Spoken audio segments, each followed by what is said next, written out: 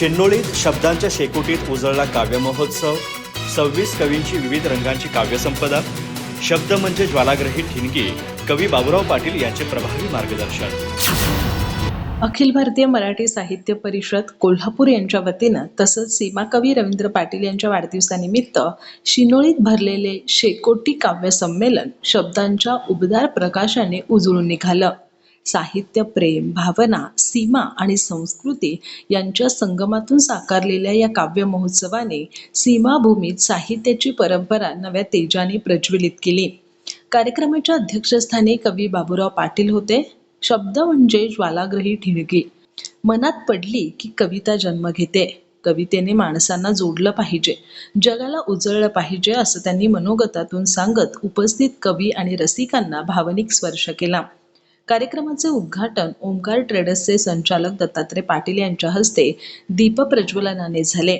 प्रास्ताविकात संजय साबळे यांनी नवोदितांना व्यासपीठ देऊन साहित्याची शेकोटी पेटती ठेवणं हीच आमची परंपरा आहे असं प्रतिपादन केलं. या काव्य महोत्सवात बेळगाव, चंदगड, गडहिंग्लज, कोल्हापूर, सिंधुदुर्ग आदी भागातील 26 कवींनी विविध विषयांवरील कविता सादर केल्या. ग्रामीण मातीचा सुगंध, नाती, निसर्ग, प्रेरणा, सामाजिक भान आणि देशभक्तीचा उत्कट स्पर्श या कवितांमधून अनुभवायला मिळाला.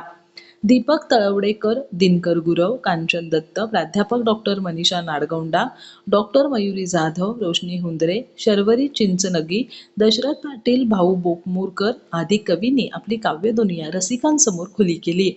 आपल्या मनोगतात सीमाकवी रवींद्र पाटील म्हणाले, कविबंधूंच्या प्रेमात, शब्दांच्या उबेत आणि साहित्याच्या सुगंधात वाढदिवस साजरा होणं हा माझ्यासाठी मोठा सन्मान आहे. सीमा प्रश्न हा राजकारणाचा नव्हे, अस्मितेचा प्रश्न आहे. कवितेने आवाज दिला आणि आपण प्रतिध्वनी दिला, याबद्दल मी ऋणी आहे. NT पाटील, अप्पाराव पाटील, केतन खांडेकर, सचिन मारुती पाटील, तानाजी पाटील आदींच्या उपस्थितीने कार्यक्रमाला भारदस्तपणा लाभला. सूत्रसंचालन भाऊ बोकमूरकर यांनी केलं, तर आभार प्रदर्शन रवींद्र पाटील यांनी केलं. शब्दांची शेकोटी, कवितांची ऊब आणि सीमाभूमीचा साहित्य सुगंध यांनी सजलेला हा काव्य महोत्सव अविस्मरणीय ठरला. अधिक माहिती आणि ताज्या घडामोडींसाठी आजच आमचे चॅनल सबस्क्राईब करा.